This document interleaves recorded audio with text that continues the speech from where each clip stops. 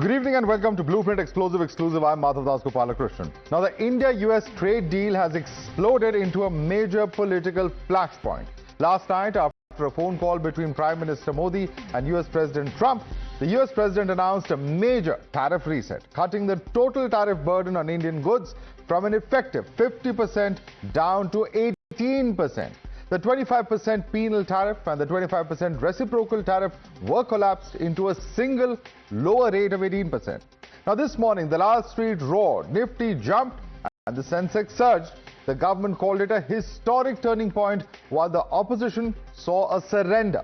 And what began as a trade story quickly turned into a full-blown political battle. Amidst the fierce face-off, Union Commerce Minister Piyush Goyal has addressed the press a short while earlier and hailed it as the best deal India has received compared to all our neighbors. He's also said that the interest of our own farmers remains protected. हम सब जानते हैं कि माननीय प्रधानमंत्री जी ने अपने मित्रता के रखते प्रेसिडेंट ट्रंप के साथ जो उनके आत्मीय संबंध है, उसके मद्देनजर जो trade deal United states of America के साथ फाइनलाइज की है, वो हमारे सभी पड़ोसी, सभी आसपास के देश, सभी जो देश हमारे साथ स्पर्धा करते हैं, उन सभी देशों में सबसे बढ़िया डील भारत को मिली है। आप सबको, हम सबको मिली है। एक नेता ने पूछा, अमेरिकी अध्यक्ष ने, अमेरिका के राष्ट्रपति ने पहले क्यों ट्वीट किया? अरे भाई, रेसिप्रोकल टैरिफ तो अमेरिका ने लगाया था, अमेरिका ने रेसिप्रोकल टैरिफ कम करना था।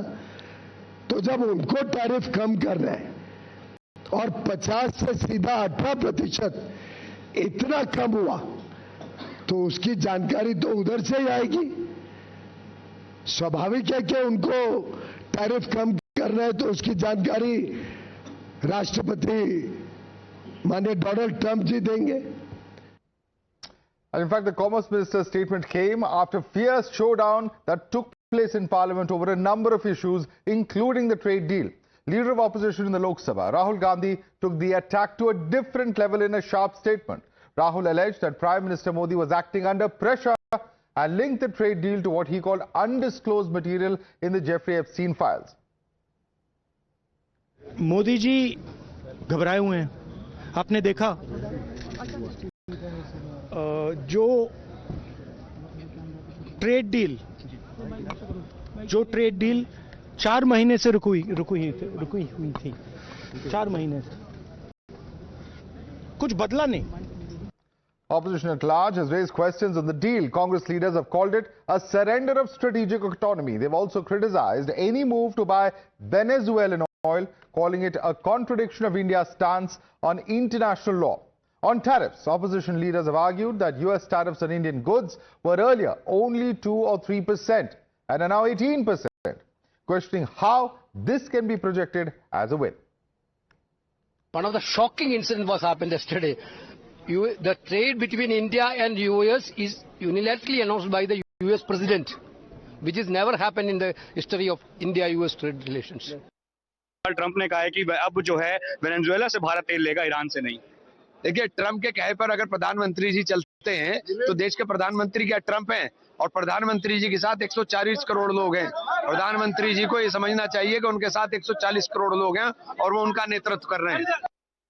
पूरी ट्रेड डील पे क्लैरिटी की बात की गई है। देखिए ना, ये जैसे लोकसभा है, भारत की राजधानी दिल्ली, तो कई वाशिंगटन शिफ्ट हो गई और प्राइम मिनिस्टर लॉन्ग लीव पे चले गए कि दोनों देशों के सारे निर्णय ट्रंप लेंगे और वो दुनिया को बताएंगे। हाउस में बताया जा रहा है कि उन्होंने तो ट्वीट करके बता दिया।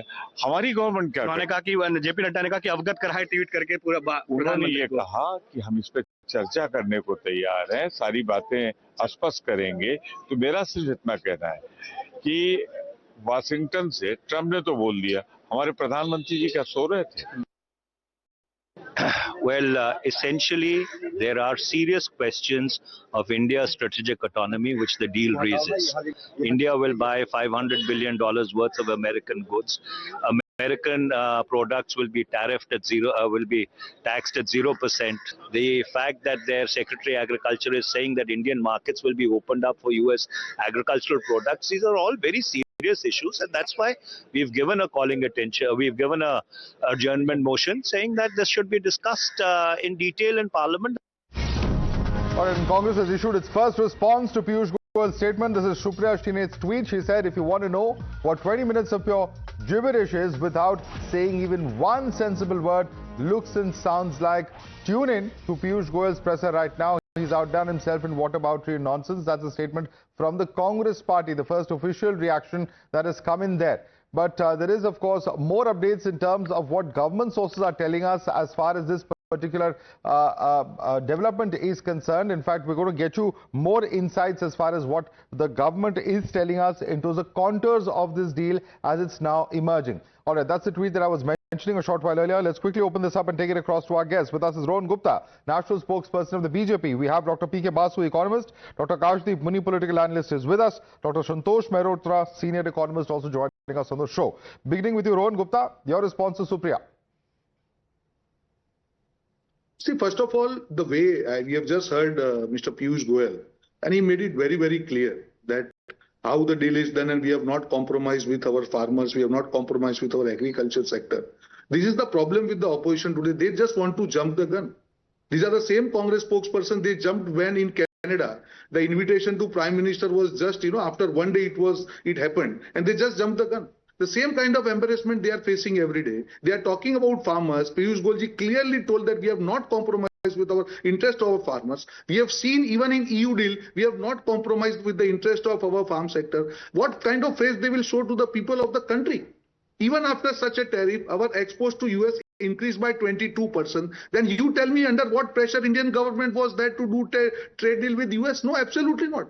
We could do that deal on our terms. We never compromised. We never surrendered. We ensured that our interests are taken care. And that's why this deal took 4 months. It was a mental game. But our government ensured not to succumb and to ensure that the interest of every Indian is protected across the world. And that is why we could get the mother of all the trade deals and today maybe father of all the trade deals. So I think sometimes for the opposition party, I have a small advice that you should not oppose everything for the sake of it. You are losing your credibility in the minds of your voters who are left in few. Respond to that. Dr. Kashdeep Muni, one of the points that Piyush Goyal very specifically mentioned, he says that why is this charge coming in repeatedly that it is President Trump making the announcement? If they are the ones who have imposed the 50% tariff, then obviously they are the ones who have to make whatever announcement is concerned in relation to that. Dr. Muni. But this is a bilateral trade deal. This is not a unilateral trade deal. India is pretty involved. So this statement stands nullified.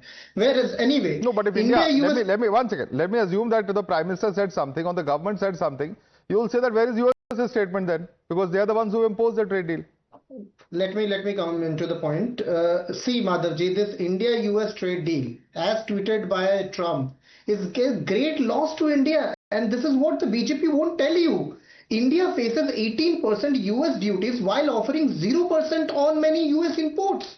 Indian average applied tariff as per WTO data is 13% throughout all countries, but dropping it to 0% for US product risks $5 to $10 billion in annual revenue loss and job displacements, especially sectors like agriculture and manufacturing. Also, PM Modi has buckled under US pressure and agreed to stop buying oil from Russia, which was 15 to 20% below global prices. This will inflate India's import bill by 5 to 10%. That is $200 billion increase. What happened to India's sovereignty and independence narrative floated by BJP spokespersons, Modi government and the media? कि Russia के साथ खड़े रहेंगे, America के सामने नहीं झुकेंगे.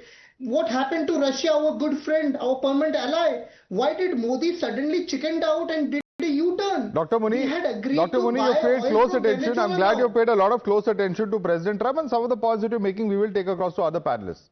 Have you seen the statement that has come in from Kremlin today, where they said that India has not made any such concession?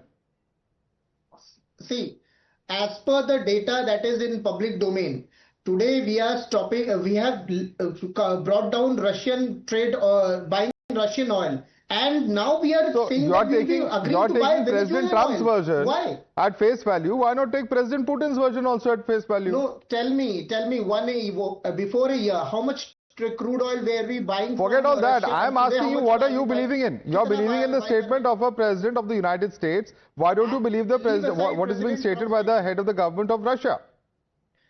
Leave aside President. No, you are asking me to leave aside everything. Just give me. How do you debate a story? When I'm asking you a Give me 10 pointed question, seconds. you have no answer. But let me take this Give me question 10 across to PK Basu. PK Basu, point being made over here is that the deal as it stands, as it has been announced by President Trump, the opposition is repeatedly saying that this is a deal that is not in India's interest, because if we are to go by what they say, then we have given up a lot without achieving much in return. Yes, the tariff may have gone down from 15 to 18%, but whether it's agriculture, whether it is our purchase of oil and where we choose to purchase it from as a sovereign country, all of this has come under question following the announcement from Washington, D.C. PK Basu. Well, the simple fact is that India was paying the highest tariffs on its exports to the U.S. of any country in the world apart from Brazil. Brazil and India were the only ones that were charged a 50% tariff. That was a unilateral U.S. decision. And now the U.S. has made a unilateral decision to reduce that to 18%. So I think this political narrative of why the U.S. announced it, well, as soon as the U.S. announced it, within minutes, there was a tweet from Prime Minister Modi as well. So, it's a matter of 2 or 3 minutes between the time of one tweet and the second. Anyway, so now the important point here is that we should just look at why markets have reacted the way they have. Markets have seen a spectacular rise. Equity markets have seen a spectacular rise. The rupee has strengthened quite sharply. And all this is primarily because the U.S., whether we like it or not, is still the world's largest economy. It is by far the world's largest importer. And so the U.S. has leverage over other countries. It has leverage over the European Union, over the UK, over China. And it is asserting that. Now we were paying a 50% tariff earlier. That has now been reduced to 18%. But the important point is that alongside this, a week ago, India signed a massive trade deal with the European Union, which left agriculture and dairy completely out. And it was a deal done without agriculture and dairy being involved at all.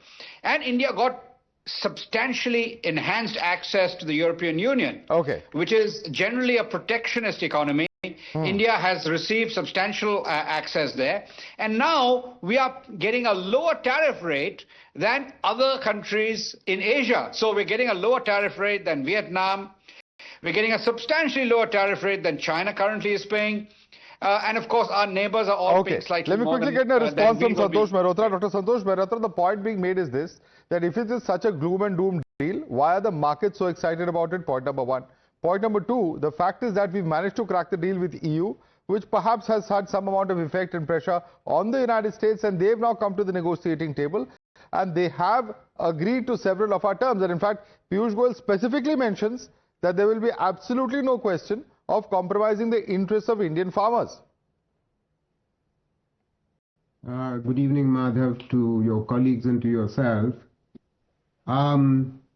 This deal has been in negotiation for about a year, so I don't know how much this has to do with the India-EU, so let's not try and connect one to the other. Let me make the following simple point, that the market has risen from the depths to which it had fallen after the budget, because it wasn't impressed by the budget. So it has recovered to that extent, and it's not as though it's gone through the roof or any such thing. But more important is the following. On the trade side, it means jobs, because jobs were on the verge of being lost. They were already getting lost. This is a relief. It is certainly an interim relief. And deals which had been put on hold, and importers from the United States, I've already spoken to to some exporters from India. Deals which had been put on hold, and the importers were looking for alternative places to source their products from. They have put that decision off so that the exports now can resume. So to that extent, the fact that this deal has now been announced is good news. Having said that, let's begin to look at how much facts we know. Point one, the penalty tariff was outrageous and it had to go. In any case, there was just no question about it. Okay. So let's just look at what in fact has happened. In fact has happened is that the 25% tariff has come down to 18%. This is not terribly different from our competitors' rates, which are Bangladesh and Vietnam, who have a 20% rate of tariff. And but please, it's come down from 50, hasn't it? Bhai, 50 was, I mean, that was a penalty tariff. I mean, the 25 penalty has gone, was going to go in any case. That was completely outrageous. It was going to go. Was it going to go in any case, PK Basu? Was it going to go in any case? Why should it suddenly go away on its own? It's not a magic number that'll just be vanishing. The fact that it has come down from 50% to 18% is the reality. Since the end of August, Madhav, are you going to give the floor to Basu or you're giving the floor to me? No, you made a statement. There's no need to lose your temper, sir. You made a statement. Listen to the response. No, there's no response. Listen, the fact is, I haven't finished. I've got 3 more points to make. May I finish? No, you may have multiple points to make, sir. The point is, this is a debate. Please listen to the other point of view as well. And there is nothing to listen to. Yaar, I know that was a silly Trump penalty. It had to go after the threat that... Sir, you think it's a silly penalty? The whole country has faced it. In your assessment, it may have been silly. Listen to the other side's perspective. It was never put into effect. Brother, it was never put into effect. It was just a threat. It was only a threat. It was only a threat, never put into effect. PK Basu. There you are. So what are you making a noise about, yaar? Come on. Let's get back to the facts. Come on, yaar. We are not your yaar, but the point is that it is... I'm talking to Madhav and not speaking to you, sir. So forgive me. Let's don't need to get personal or lose your temper. Please calm down. Exactly. All right. We have some breaking news coming in. I'm sorry, we have to wrap it up there. There's some breaking news coming in. In fact, let's quickly look at this. This is the latest update coming in as far as India formally joining Pact Silica is concerned. India, in fact, the External Affairs Minister is going to meet with his counterpart in the United States, the Secretary of State Marco Rubio tonight. India-U.S. rare earth partnership after the trade deal also likely to be announced. It's a strategic reset as far as India-U.S. ties are concerned. So, Rishabh, this is very interesting. The day after the trade deal was announced, of course, the fine print and the details are still only emerging, but the fact that we're looking at Jaishankar in Washington, D.C. With his counterpart Marco Rubio there, and there is going to be at least 2 announcements. One is, of course, the one in relation to the Pact Silica. That's going to be a very, very important initiative as well that we're going to see announced today. Well, definitely. What we're given to understand, Madhav, that External Affairs Minister, who is in the United States today, at around 2 a.m. tonight, he is going to meet his counterpart, Secretary of State Marco Rubio. At that meeting, India is going to formally sign the declaration of Pact Silica, which means India will become a formal partner in Pact Silica, an initiative that has been speared through by United States to ensure supply chain of various rare earth materials as well. So that is going to be very, very important. After trade deal, another partnership between India and US, and very important partnership between India and US. So the way strategic partnership of India-US has seen some cold, past, now looks like it's on a right trajectory from here. At around 2 a.m. Tonight, we'll see External Affairs Minister and Marco Rubio meeting. At that meeting, India will formally sign the declaration of Pact Silica. All right. Thanks so much, Rishabh, for joining us. We're going to slip into a very quick break. More news and updates coming up on the other side.